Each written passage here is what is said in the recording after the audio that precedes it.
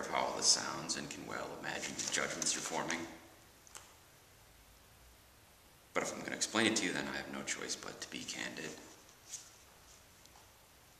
Yes, it was a pickup. Plain and simple. And she was what one might call a granola cruncher, a hippie. And she was straight out of Central Casting. I mean, she had the sandals and the flamboyantly long hair, financial support from parents she reviled, and some professed membership in an apostrophe-heavy Eastern religion that I defy anyone to pronounce correctly. I'll just bite the political bullet and confess that I considered it a strictly one-night objective, and that my interest in her was due almost entirely to the fact that she was pretty.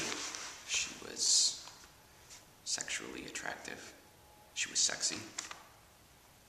It's nothing more noble or complicated than that.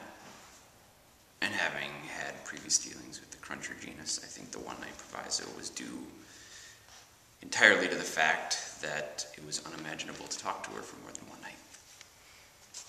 And whether or not you approve, I think you can understand. And the way, I mean, there's a near contempt in the way you can casually saunter over to her blanket and pick her up. And you almost resent the fact that it's so goddamn easy.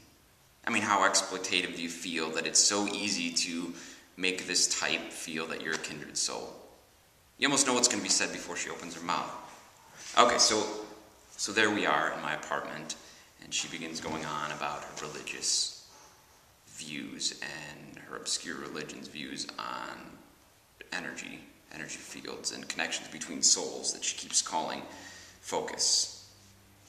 And through some prompt or association, she begins to relate this anecdote.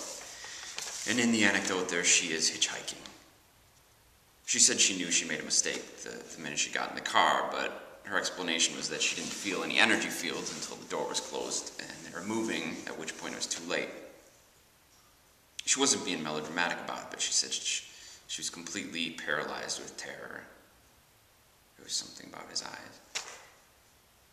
She said she knew instantly in the depths of her soul that it was this man's idea to torture, kill, and rape her, and that when he finally admitted to her what he was going to do after he pulled to a secluded area, she wasn't the least bit surprised because she had already decided that she was going to be some grisly discovery for an amateur botanist or a scout troop a few days later, unless she could find a way to focus on him and get a soul connection with the guy in order to prevent him from murdering her.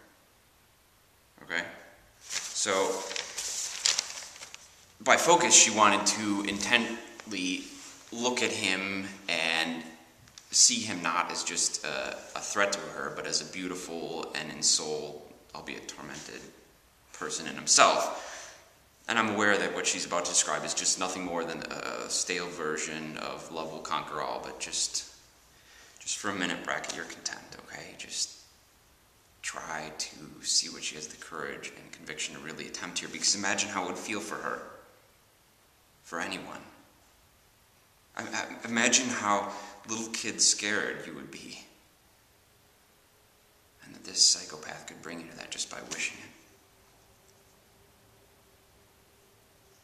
And there she is in the car, and she says she knows she's in for the biggest struggle of her spiritual life. So she stares directly at the psychopath's right eye and wills herself to keep her gaze on him at all times. And she doesn't beg or plead, but she merely uses focus as an opportunity to empathize. And this is my first hint of sadness in listening to her anecdote, because I found myself admiring certain qualities in her story that were the same qualities that I'd been so contemptuous of when I first picked her up at the park. And then he asks her to get out of the car and lie prone on the ground.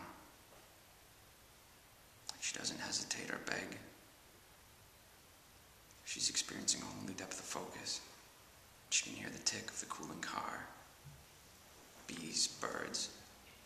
Imagine the temptation to despair at the sound of carefree birds just a few yards away from where you lie in the weeds. She said she knew the psychopath understood the truth of the situation the same way she did, and when he came over to her to turn her over, he was crying. And she claims it took no effort of will to hold him as he wept as he raped her. And all day she lay where he left her, in the gravel, weeping and thanking her religious principles. She wept out of gratitude, she says. I don't mind telling you that at the climax of the story, I'd begun to cry. Not loudly, but just, I had. She'd learned more about love that day with a sex offender than she had in any other stage of her spiritual journey.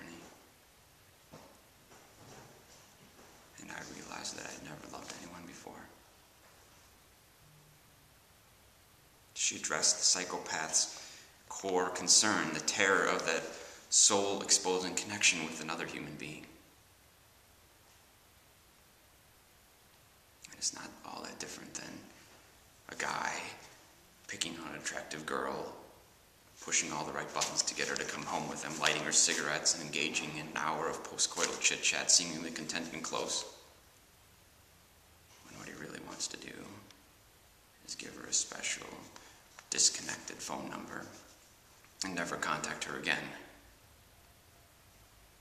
And that the reason for this cold and victimizing behavior is because that very connection that he'd worked so hard to make her feel terrifies him.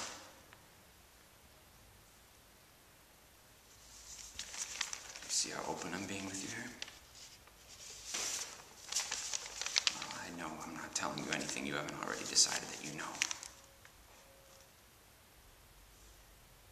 I can see you making judgments. With that chilly smile, you're not the only one who can read people, you know. You know what? It's because of her influence that I'm more sad than pissed off. Because the impact of that story was profound, and I'm not even going to begin to explain it to you. Can you imagine what it felt like to look at her sandals on the floor across the room? Think about what I just thought of them a few hours earlier. And then I'd say her name. She'd say, "What?" And I'd say her name again.